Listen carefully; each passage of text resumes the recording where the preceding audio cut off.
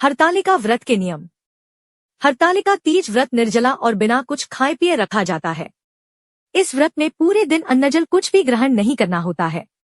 कहते हैं अगर हरतालिका व्रत एक बार शुरू कर दिया जाए तो इसे बीच में छोड़ा नहीं चाहिए।